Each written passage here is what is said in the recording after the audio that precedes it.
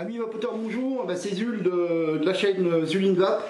Donc aujourd'hui, je vais vous présenter du matériel.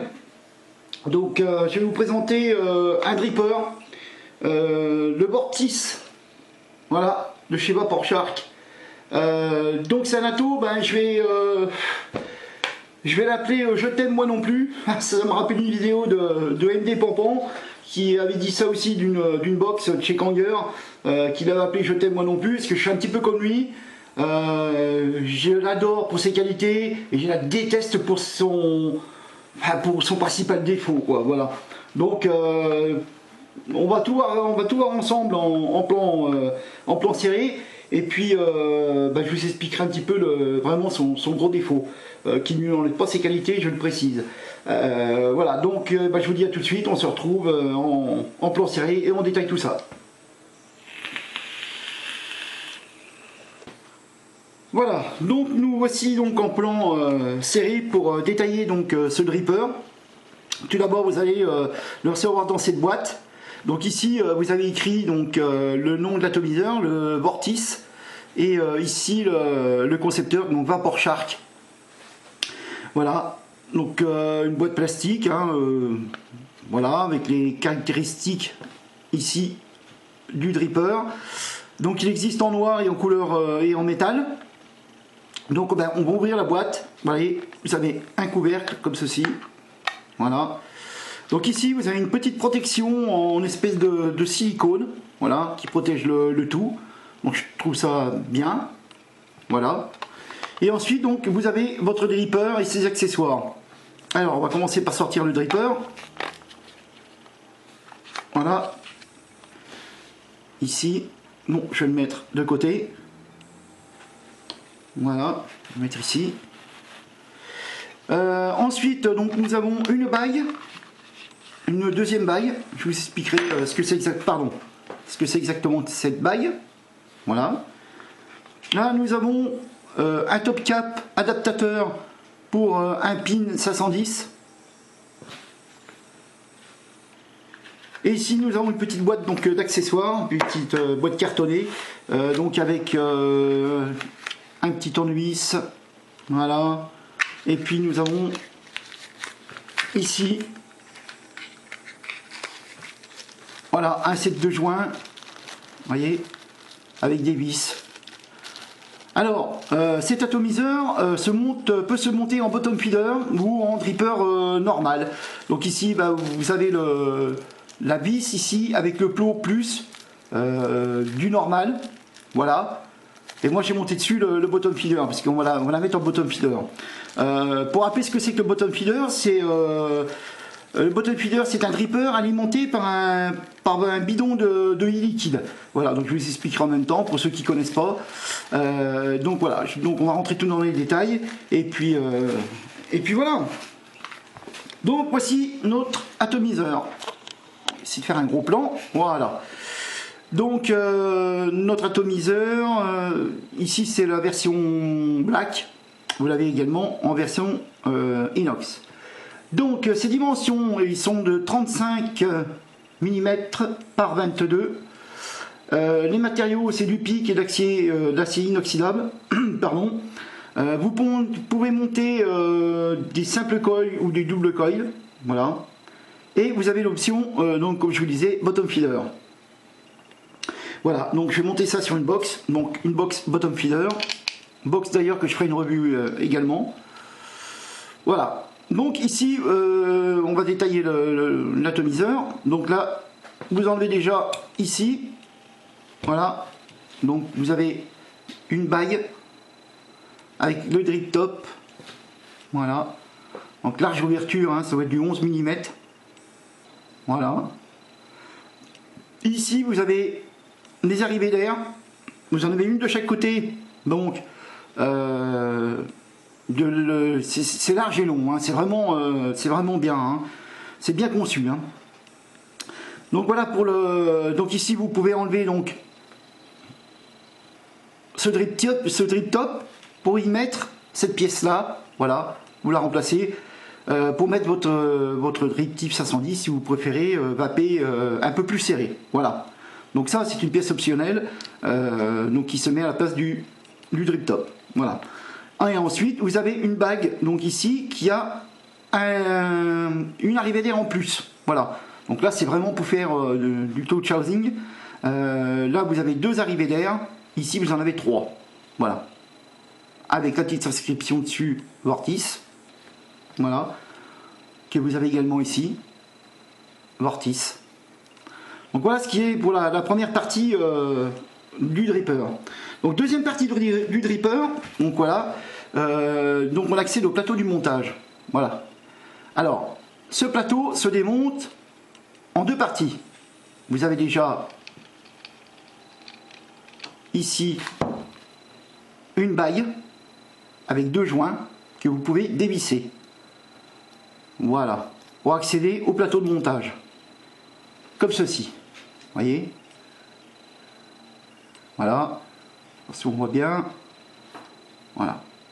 Alors, cette pièce-là, vous pouvez la démonter pour faire votre montage coton, montage coil, ou la laisser en place. Mais moi, je vous conseille de la démonter au moins pour faire le montage coil, parce que sinon, ça va vous gêner. Voilà. Donc, quand vous la dévissez, vous la revissez, vous faites attention, parce que les bords sont quand même assez coupants. Ici, voilà. Donc, prenez un morceau de papier, quelque chose pour éviter de vous couper. Voilà. Donc ça sera son premier point négatif, mais c'est pas le pire, vous allez voir par la suite. Donc voilà, donc une fois que vous avez monté votre résistance, comme ceci, donc vous la mettez assez haute, voilà, vous revenez revisser ici. Donc à noter que vous avez un joint aussi également sur cette pièce-là, voilà. Donc vous venez resserrer votre pièce. Alors avant ou après mettre le coton, hein, ça c'est comme vous voulez, hein. Voilà, ce qui nous donne ça.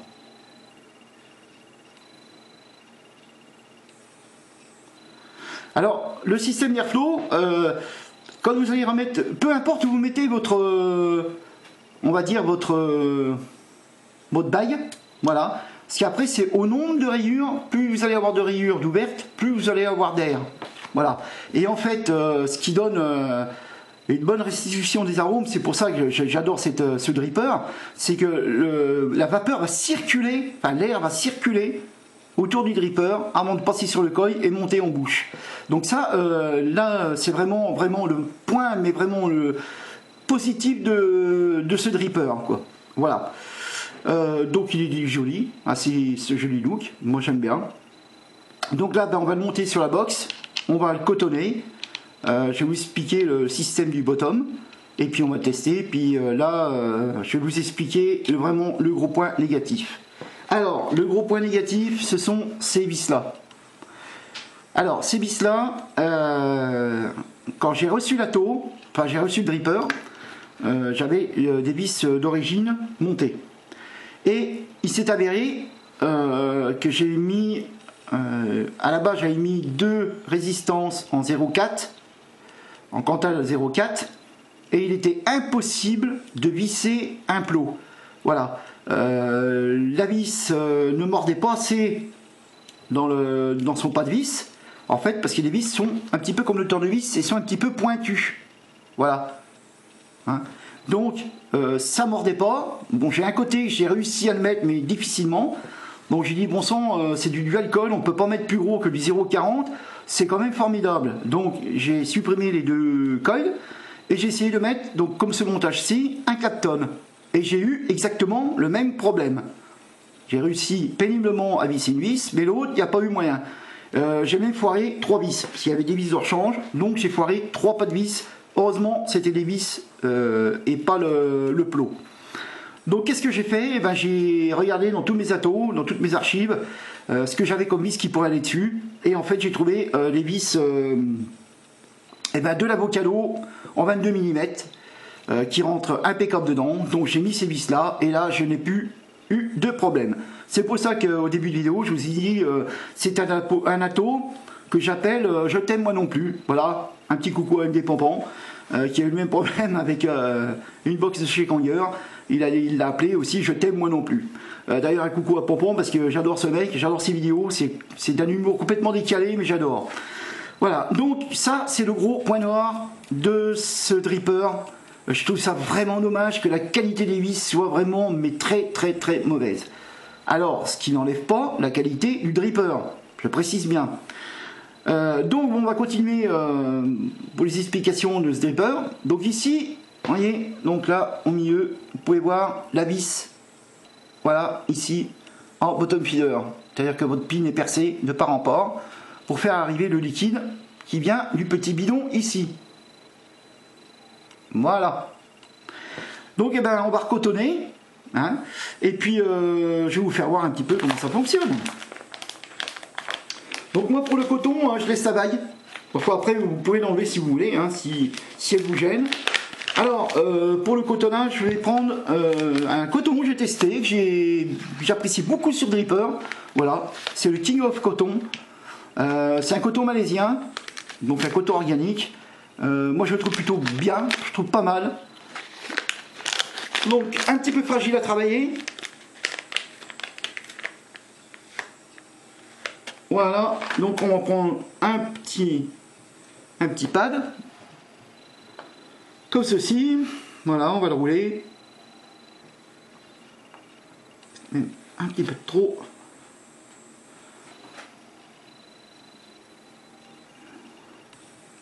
Voilà, donc vraiment aller doucement avec ce coton parce qu'il est vraiment très fragile. Hein. Il coupe facilement. Hein. Donc là on fait une petite pointe comme d'habitude. Voilà. Et là on vient glisser dans la résistance. Voilà. Voilà.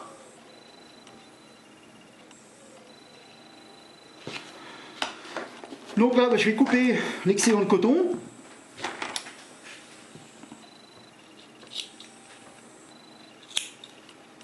Voilà, pour avoir quelque chose de propre. Et puis ensuite, eh bien, on n'a plus qu'à remettre le coton donc, à l'intérieur du dripper. Voilà.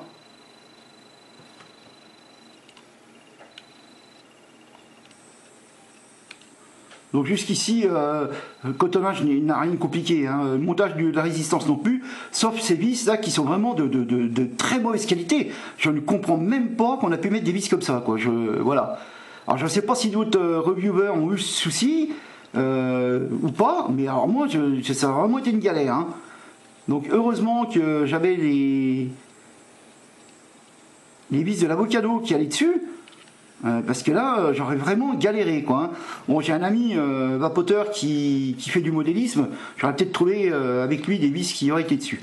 Voilà, donc vous voyez, facilité de mettre le coton hein, voilà, c'est simple hein, c'est pas compliqué.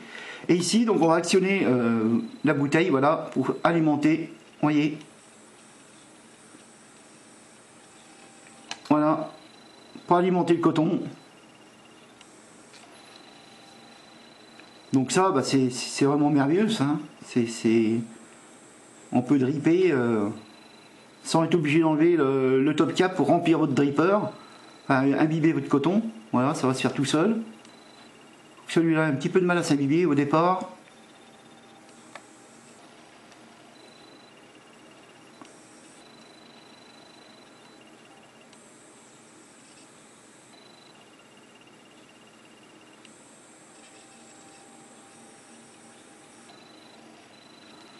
Ah, je vais aller chercher ma fiole de vanille. Je n'avais pas encore si terminé ça.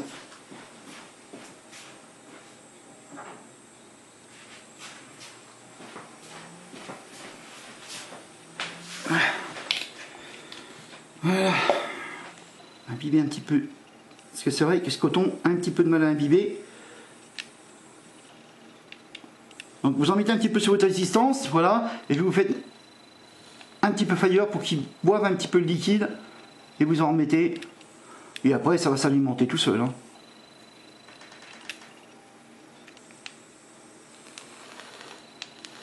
Voilà, ça marche plutôt très bien. Donc voilà, donc à votre choix maintenant de mettre donc ou la bague d'airflow avec 2 ouvertures ou celle avec 3 ouvertures, suivant comme vous voulez ça va. Et puis voilà quoi. Donc voilà la finition. Donc le petit reculer un peu, voilà. Bon, ça donne plutôt pas mal. Hein. Moi je le trouve joli ce petit dripper.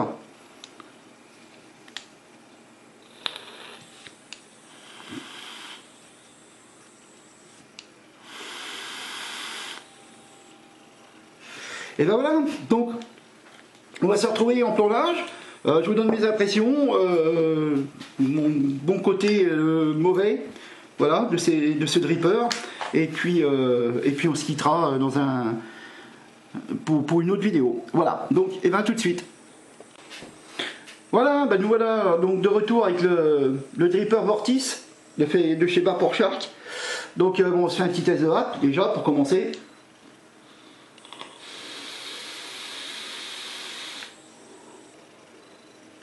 Voilà, je suis à 0,8 ohms et je suis à 40 watts.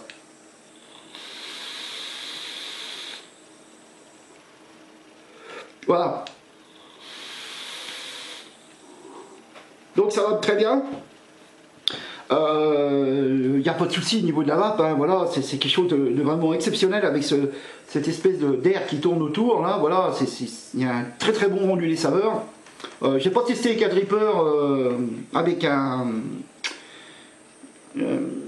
un, je vais pas retrouver le nom, un drip type, pardon, 510, ça me revient.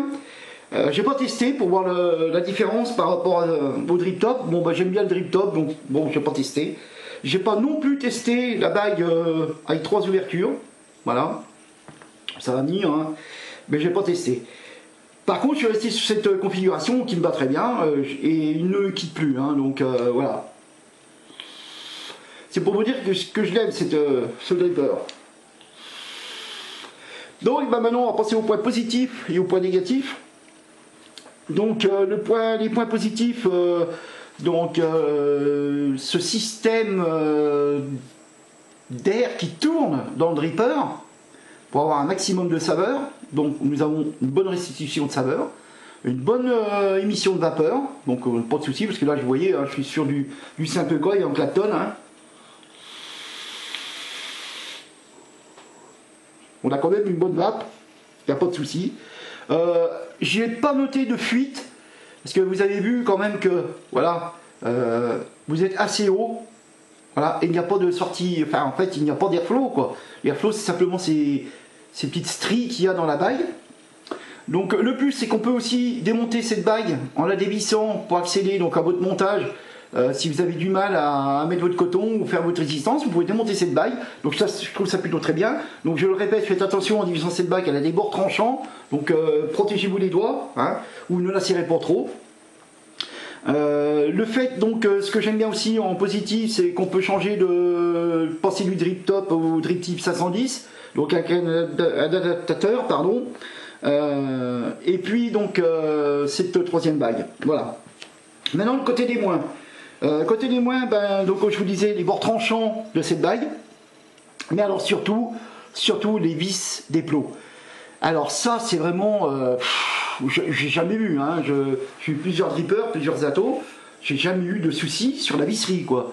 Là, vous allez vous retrouver avec des vis pointues à la fin, donc qui ne mordent pas assez dans le pas de vis. Et total, vous tournez dans le vide, ou alors vous foirez vos vis. Moi, j'ai foiré mes vis. Donc, heureusement que c'était pas du côté des plots, parce que le dripper, c'était poubelle. Voilà. Et que j'ai pu retrouver des vis qui pouvaient s'adapter dessus.